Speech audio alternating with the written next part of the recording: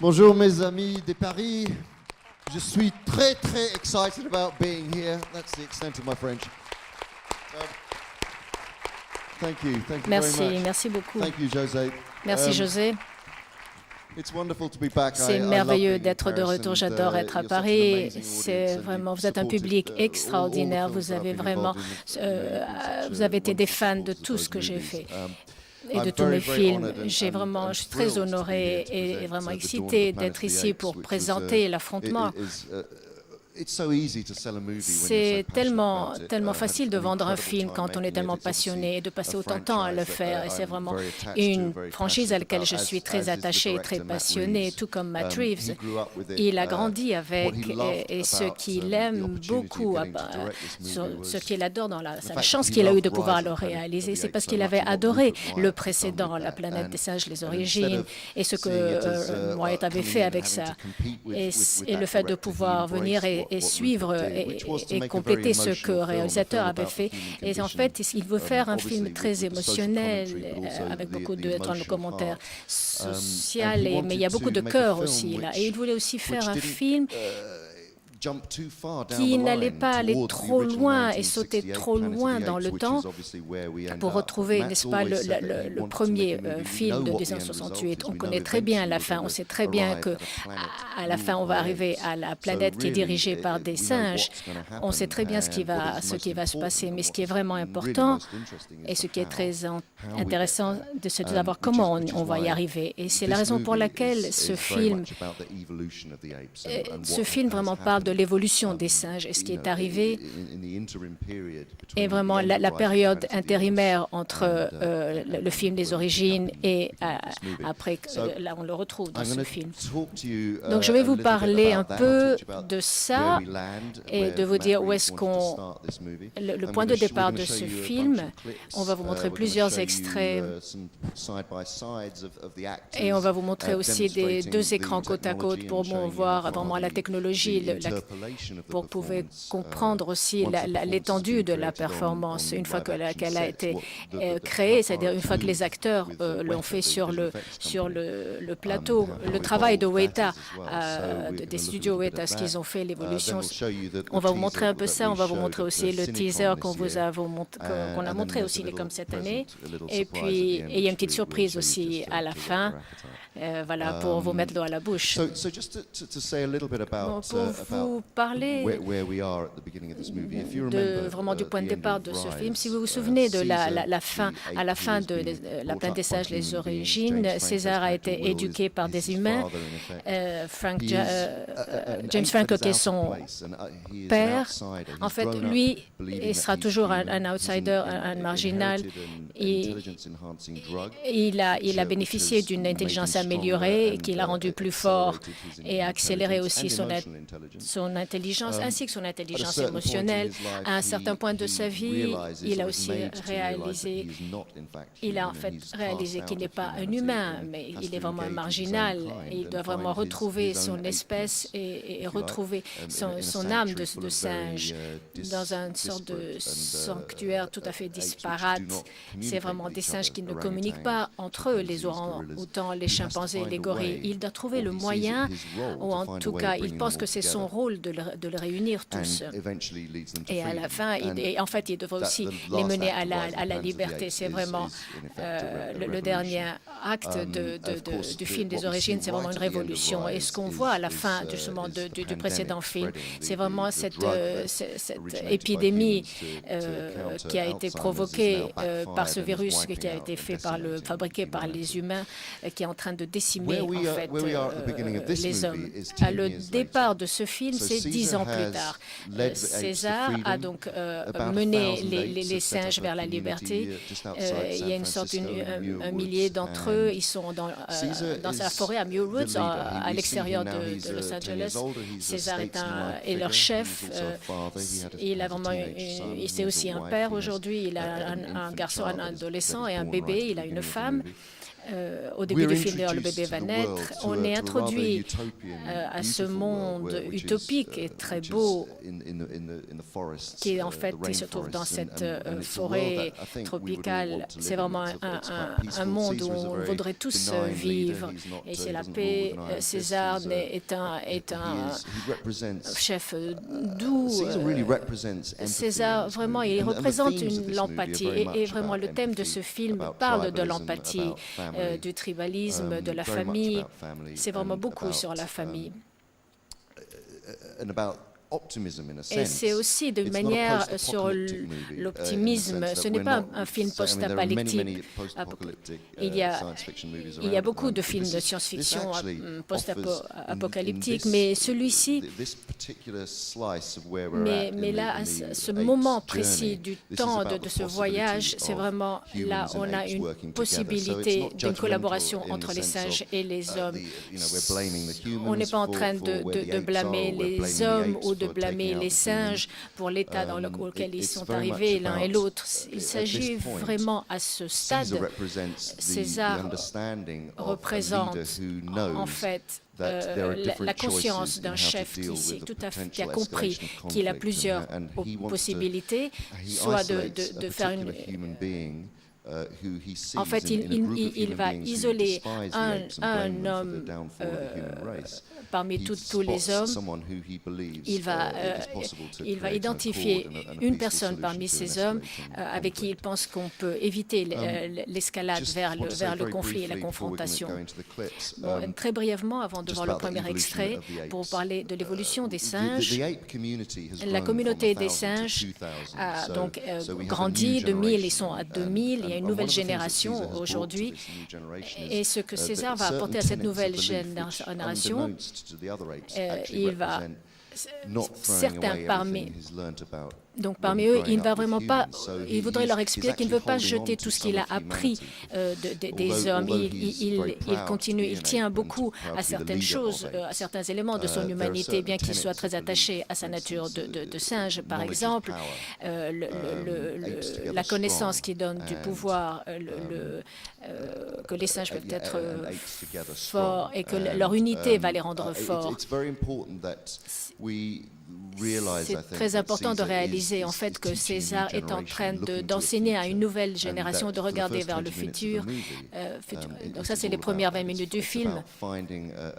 Voilà de quoi il s'agit. C'est vraiment d'essayer de trouver un point commun, un terrain commun qui va leur faire évoluer leur espèce, l'espèce des singes. Donc une des choses très importantes que nous avons qu'on a découvert tout en tournant le film, c'est vraiment un film très épique, c'est mythique, c'est beaucoup de choses. 95% du tournage a été fait en extérieur à Vancouver et sur des plateaux en extérieur aussi à la Nouvelle-Orléans. Donc les premières sont plus dans un intérieur, dans une sorte de maison. Et le troisième acte, ils sont à San Francisco. Mais là, ce qu'on va voir, ce que vous avez là, tout est vraiment en extérieur. Peut-être un seul plan qui est en intérieur. Donc la première chose pour les singes, c'est vraiment le langage et de pouvoir s'exprimer et de voir aussi comment ils vont évoluer dans la manière de communiquer. Donc, vous allez voir, il y a des groupes très disparates. Il y a des orang-outans, des chimpanzés, des gorilles. Il y a certains qui arrivent à s'exprimer. Puis après, il y a les gestes. Il y a un langage des signes. Ce que César va leur enseigner comme point commun de langage. Et puis, il y a bien sûr le langage humain dont César est le plus capable de comprendre. Donc, ce qu'on essayait vraiment, c'est de ne pas sauter trop loin, d'aller trop vite et de retrouver vraiment des singes qui savent s'exprimer. Mais là, on est vraiment au stade où ils sont en train de découvrir un langage, une sorte de prototype de langage. Et quand on suit César on va comprendre comment aussi les singes vont adopter ce langage. Donc, on va vous montrer maintenant des extraits. La première chose que je vais vous montrer, c'est vraiment de vous montrer l'évolution de la technologie dans la performance capture. Et plus que la technologie, c'est de vous montrer le travail extraordinaire qu'a fait le laboratoire des studios Waiter et leur maîtrise de savoir comment interpréter les expressions du visage. La performance capture reste quand même un mystère pour beaucoup, mais pour moi, ça a toujours été, en fait, la manière la plus simple de vous l'expliquer, c'est de vous dire que c'est en fait une autre manière d'enregistrer la performance d'un acteur. Il n'y a vraiment rien d'autre, il n'y a rien de mystérieux, il n'y a pas de magie. Naturellement, c'est de la technologie, mais c'est simplement un autre, il y a 360 degrés, les caméras, c'est une... Et en fait, vous jouez comme si vous étiez dans un film, comme si vous étiez en tant que vrai acteur. Et puis par la suite, les effets visuels arrivent par la suite. Ce que Vita a fait, c'est vraiment leur expertise et le travail de groupe qu'ils ont fait. En prenant ces performances des acteurs sur le tournage, et 8 mois plus tard, c'est le rendu numérique des singes que l'on voit. Ce qui est extraordinaire, c'est, vous allez voir, la texture du pelage des animaux. Il y a bien plus de détails et de nuances aussi dans les expressions du visage. C'est là que nous allons démarrer. Je vais vous montrer donc des extraits pour vous démontrer tout cela et vous introduire aux divers personnages de singes.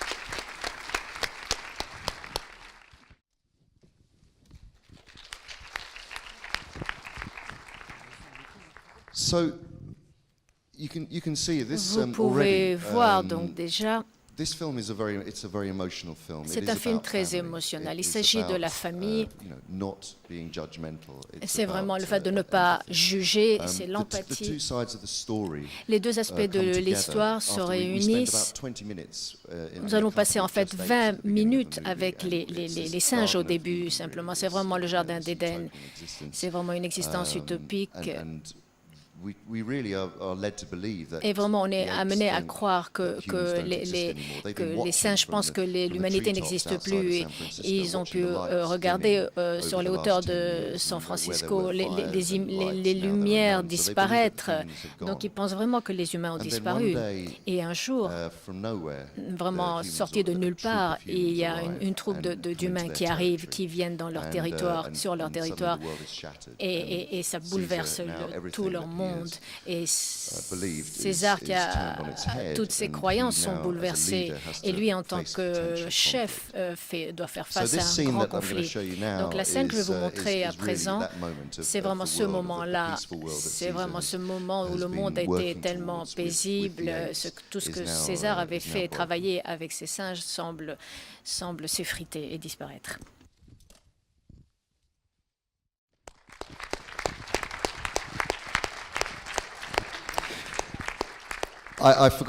J'ai oublié de vous dire que, bien sûr, le film n'est pas encore terminé. Et certaines séquences que vous allez voir aujourd'hui sont incomplètes. Et celle dernière-là, bien sûr, l'était.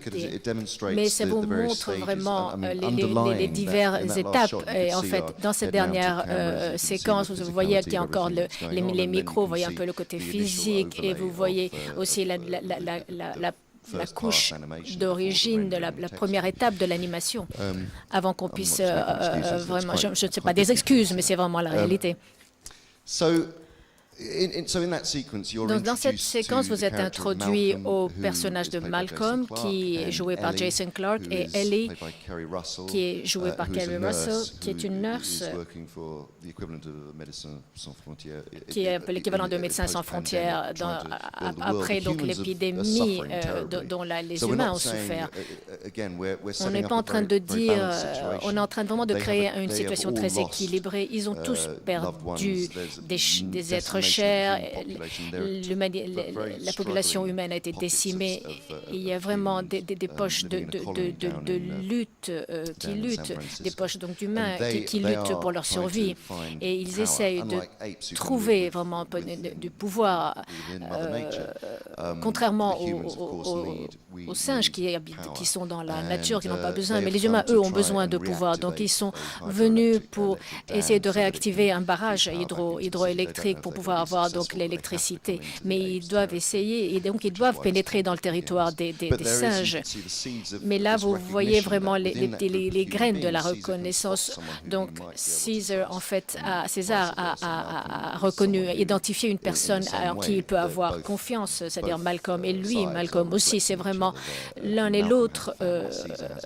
Les deux ont des familles, donc Malcolm et César. Et vous avez vu aussi l'adolescent au début, quand ils sont en train de pêcher. Donc, c'est vraiment César avec son fils, quand ils sont en train de pêcher. On voit aussi la relation un peu conflictuelle qu'il a avec son jeune adolescent.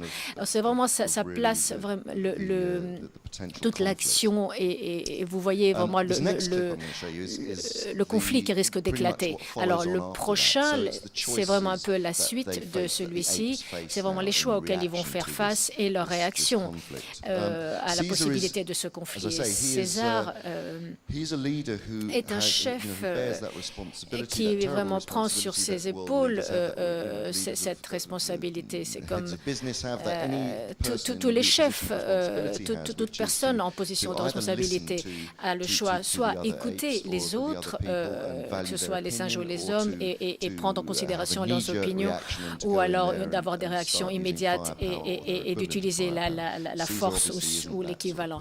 Et ça n'est vraiment pas ce genre de personnes, mais les singes, entre eux, sont très en colère et ils sont bouleversés. Donc, le commentaire vraiment commun est à peine déguisé. Quand La planète des singes, les origines, est sortie en salle, c'était il y a 3 ans. C'était vraiment le début du printemps arabe et Londres était en feu. Quand on a l'avant-première de Londres, il y avait vraiment des manifestations dans tout Londres et le cinéma où nous étions. Quand César est arrivé, toute la salle était dans l'obscurité et le film a dû s'arrêter. Il y a eu une coupure d'électricité. Donc c'était vraiment un moment un peu de zeitgeist incroyable. C'est vraiment que fait-on après cela, après tous ces événements dans le monde. Bon, c'est à peine, c'est vraiment là sous-jacent, mais c'est vraiment présent. Et je pense que vraiment ce qui est extraordinaire dans ce genre de ce film et la raison pour laquelle il dure, c'est parce qu'il parle de quelque chose. C'est un film important, tout en étant divertissant, mais sur le plan émotionnel, il est aussi très fort. Mais il y a aussi une petite trame politique. Donc là, la prochaine scène, c'est la réaction des singes.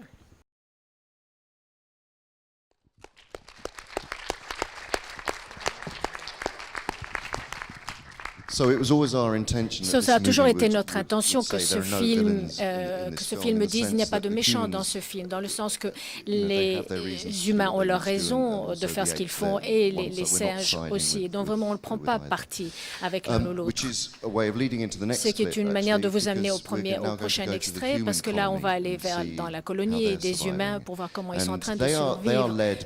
Ils sont leur chef, en fait, de facto, est joué par Gary Oldman. Et il s'appelle Dreyfus. Donc lui aussi, bien sûr, il a ses préjugés.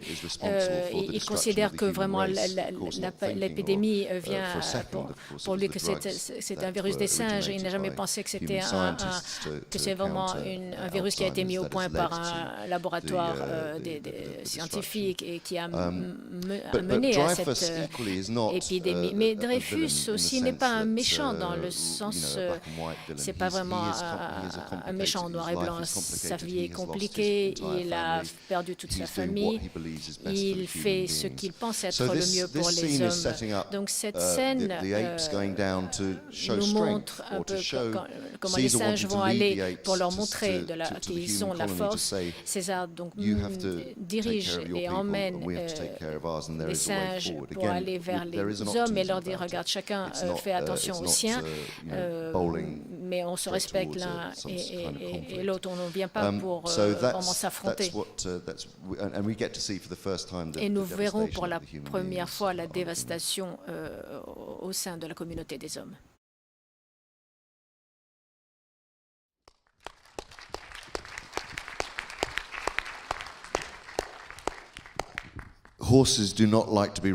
Les chevaux n'aiment pas être montés par des singes, je vous l'assure.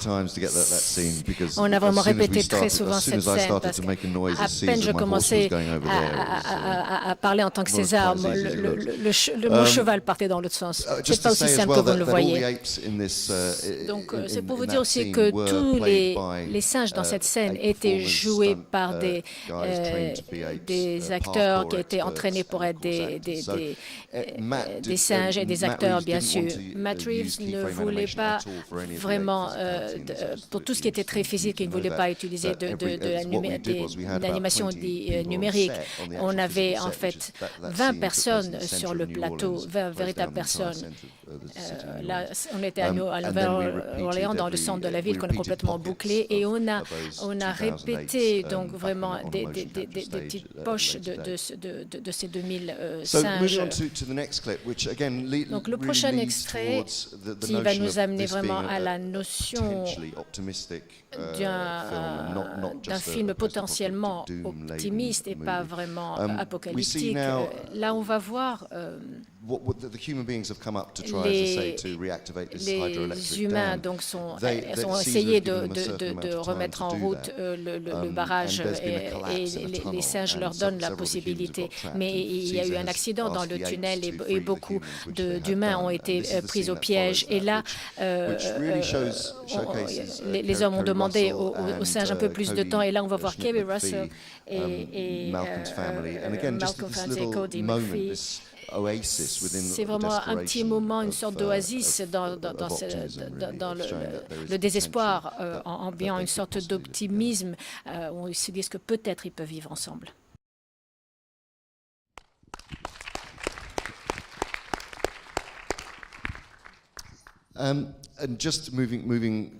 Et vraiment pour rapidement, cet extrait aussi, c'est vraiment la potentialité, la possibilité de deux espèces qui peuvent vraiment se rencontrer, qui sont si peu éloignées. En fait, mes meilleurs amis sont des singes. Mais là, vous allez voir qu'il y a vraiment une possibilité pour une certaine communication dans un monde où ils pourraient coexister. Donc, voyons le prochain extrait et après on parlera de la bande-annonce.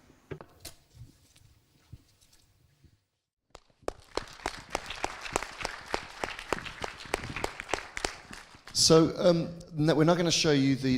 ne vais pas vous montrer la bande-annonce CinemaCon parce qu'en fait, vous connaissez un peu tout ça. Parce que la section de la fin, et on ira, et comme ça on pourra tout de suite faire les questions-réponses.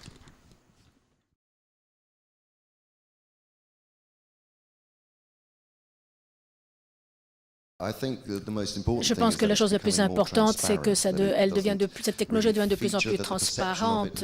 Sa perception change. En fait, il faut que la comprendre comme en fait une disposition différente des caméras en termes d'utilisation. On a encore un long chemin à faire. J'ai une compagnie à Londres qui s'appelle The Imaginarium, où vraiment on essaye de pousser les frontières encore plus loin de la performance capture dans l'interaction avec les films pour pour la télévision, mais aussi sur la scène du théâtre aussi. En fait, vous pouvez capturer des émotions et des mouvements. Vous n'avez pas besoin de jouer un humain.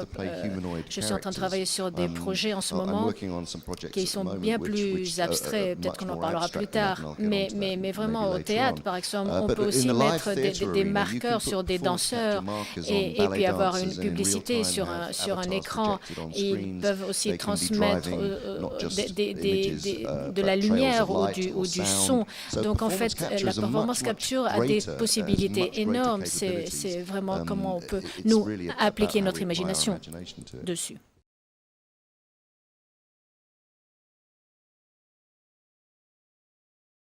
Je n'ai jamais vraiment fait la différence entre jouer en tant qu'acteur, moi, à l'écran, ou jouer, par exemple, un personnage grâce à la performance capture. C'est simplement, comme je l'ai dit, des manières différentes d'enregistrer l'émotion et le mouvement physique de l'acteur. Je ne pense pas qu'il devrait y avoir une catégorie spéciale, en fait, ou une catégorie particulière pour la performance capture en termes d'Oscar. Ce qui vous touche en tant que public, c'est vraiment la chose la plus importante. D'abord, la récompense pour moi en tant qu'acteur, c'est de pouvoir jouer ce genre de personnage et la libération qu'on a en utilisant cette technologie. Ça vous permet aussi d'habiter ce genre de monde, le monde des singes ou le monde de la Terre du Milieu. Ça, c'est déjà une récompense énorme pour moi. C'est vraiment une sorte de transformation en tant qu'acteur. Même au théâtre, c'était pour moi de trouver le chemin vers un acteur pour pouvoir exprimer quelque chose à propos de la nature humaine, ce qui m'intéresse moi là-dedans. Mais vraiment, la reconnaissance, ce n'est pas à moi de le dire, mais je pense qu'il faudrait le juger sur l'usage de telle ou telle autre technologie. Si vraiment il faut penser en termes de performance, si elle est efficace, si elle vous touche. Moi, je pense que la meilleure performance, c'est vraiment Scarlett Johansson dans Her. On ne la voit pas du tout à l'écran et je pense que sa performance est extraordinaire.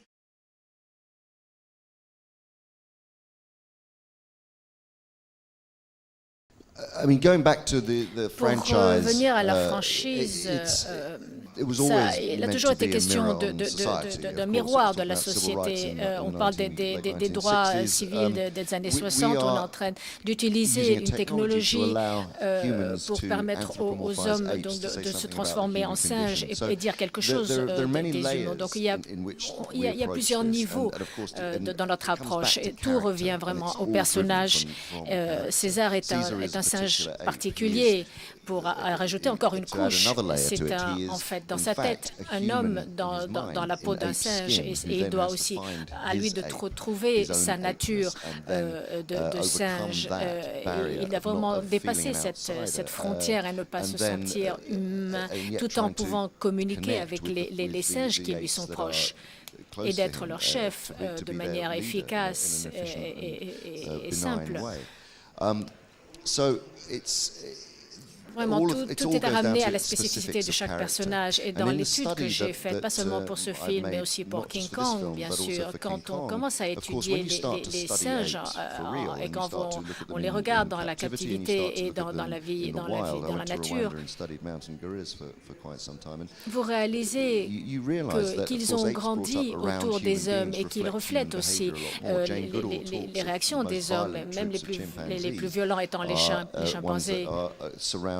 Ceux qui ont été aussi entourés par des régions de conflit. Et c'est ce que vous voyez d'ailleurs quand ils font l'expérience des armes.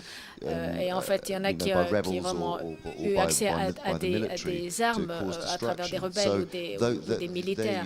Ça, c'est vraiment un groupe particulier de singes, les chimpanzés, comparé vraiment au Rwanda où j'étais dans une région de volcanique et il y avait des gorilles, des montagnes qui étaient vraiment à tout autre niveau, qui agissent de manière très différente. C'est vraiment l'expérience la plus humble et la plus extraordinaire. Et c'est vraiment le témoignage d'une situation tout à fait utopique. En fait, tout revient au personnage. Nous, en tant qu'acteurs, ce qu'on dit, on ne se dit pas qu'on est en train de jouer des singes, on est en train de transformer ces singes pour pouvoir dire quelque chose et parler de nous, nous les hommes.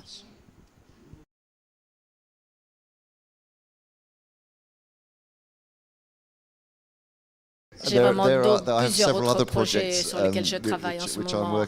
Et Matt Reeves est vraiment réalisateur brillant. Il a fait un travail extraordinaire là-dessus. Il va faire le prochain film aussi. Et bien sûr, c'est intéressant. Comme je l'ai dit au début, ce n'est pas ce qui va arriver, mais comment ça va arriver. Et cette manière peut, et ça peut se faire dans un seul film. Et on arrive au film d'origine, où ça va prendre plusieurs films. C'est parce que je ne suis pas en train de mettre de côté ça, mais pour l'instant, je suis en train de réaliser des tout petits livres. Un d'entre eux, c'est le livre de la jungle, et l'autre, c'est Animal Farm. Donc vraiment, j'ai beaucoup de travail. Merci à vous tous d'être venus. Merci. Merci, Andy Serkis. Merci beaucoup. Such a terrific un performeur performer. tellement extraordinaire.